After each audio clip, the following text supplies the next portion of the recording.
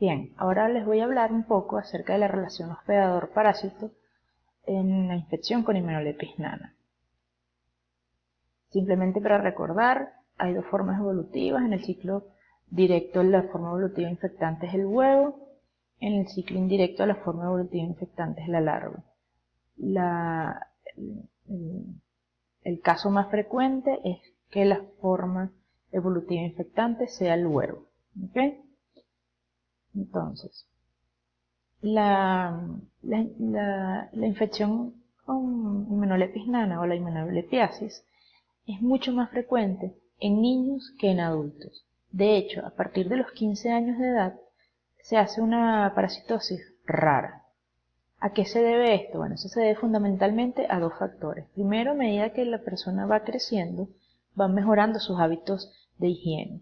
Y segundo, la mayor frecuencia del ciclo directo de Hymenolepis nana genera una inmunidad protectora contra subsiguientes infecciones con este parásito. Esto ha sido demostrado en modelos experimentales con animales, en los cuales animales infectados con huevos de Hymenolepis van a presentar en el suero anticuerpos específicos contra las formas evolutivas, contra la oncóspora y contra la forma evolutiva que es la larva cisticercoide.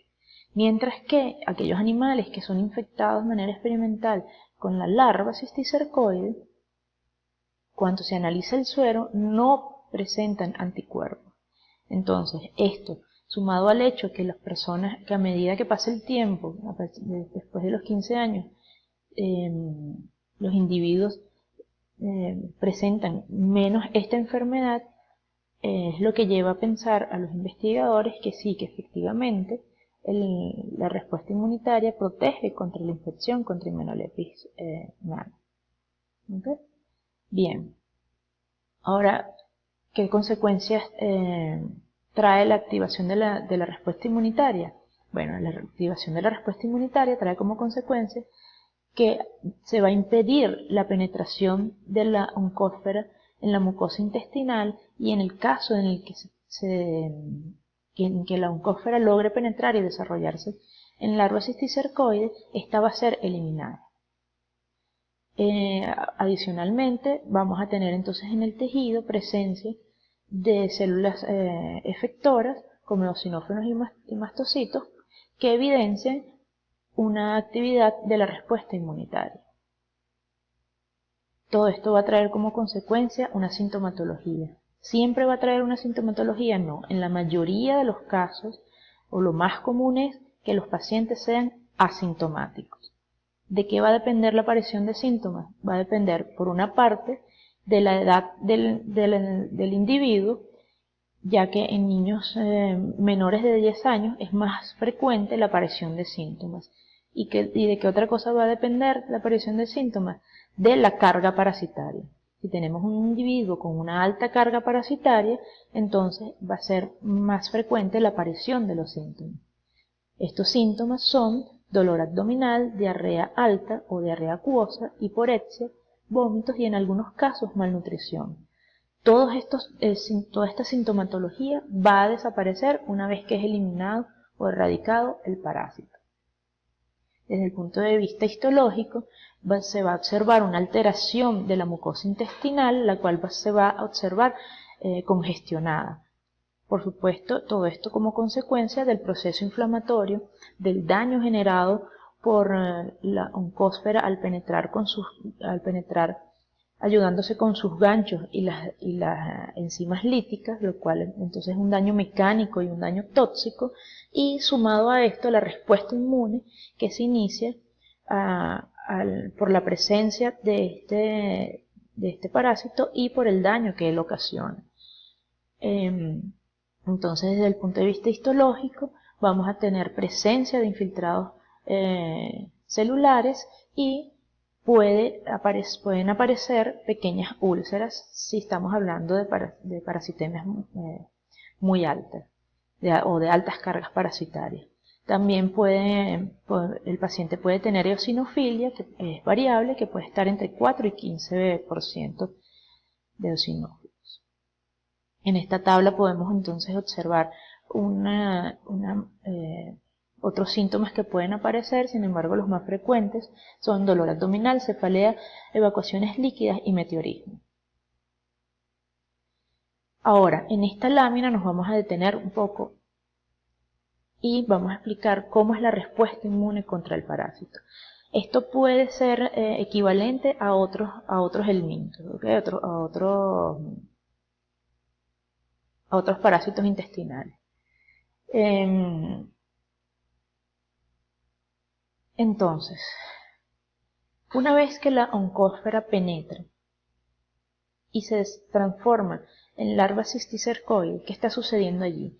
Primero, se está generando un daño al tejido y además se está exponiendo el sistema inmunitario, células del sistema inmunitario, a antígenos, que son proteínas que expresan estas formas evolutivas, ¿verdad? Entonces, tanto estos antígenos como el daño generado al tejido es percibido por unas células especializadas del sistema inmunitario, como son las células dendríticas, como una señal de peligro.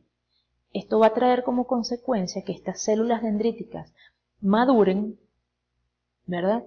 Y migren a los órganos linfáticos, a los ganglios linfáticos.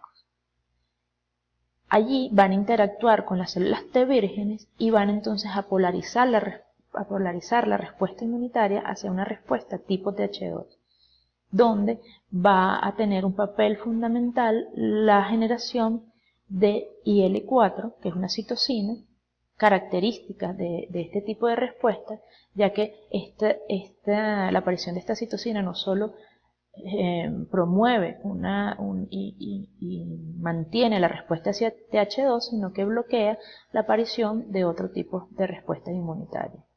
Entonces, ¿por qué es importante el tipo de respuesta inmunitaria? Porque va a activar una respuesta Th2 clásica, activa las células B y van a generarse anticuerpos. ¿Qué tipo de anticuerpos? Del tipo IgE. Todo esto como consecuencia del microambiente de citocinas que se está generando. ¿Okay? Entonces, este microambiente de citocinas activa células B, se generan anticuerpos.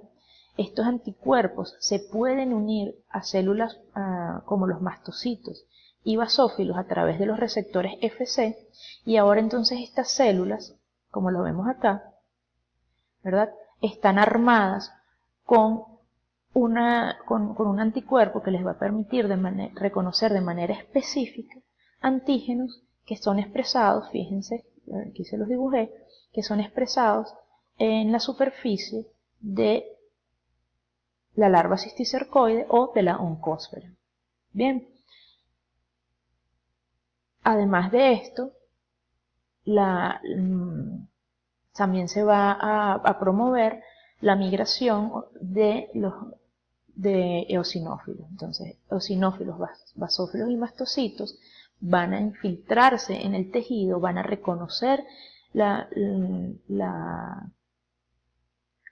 larva cisticercoide o la oncósfera y van a entonces liberar sus gránulos que tienen enzimas líticas y tienen mediadores inflamatorios y van entonces a dañar y eliminar la larva cisticercoide o la oncósfera que está penetrando. Bien, esto va a traer como consecuencia un daño también al tejido, pero es un daño colateral, no es un daño intencional, digamos. ¿Okay? En el mismo proceso de eliminar la larva cisticercoide o de eliminar el parásito, también se daña el tejido y también entonces esto lo explicaría la aparición de las úlceras en los casos graves, en los casos donde hay una alta carga parasitaria. Por otra parte, entonces las citocinas que se generan también van a tener un efecto sobre el tejido, sobre el epitelio, sobre el tejido de la mucosa intestinal. Una consecuencia va a ser que las células del músculo liso del intestino van a aumentar su movilidad. Las células, el epitelio intestinal también incrementa su permeabilidad y las células caliciformes van a secretar más mucos. Esto entonces es todas estas consecuencias, todo esto trae como consecuencias las diarreas, ¿ok?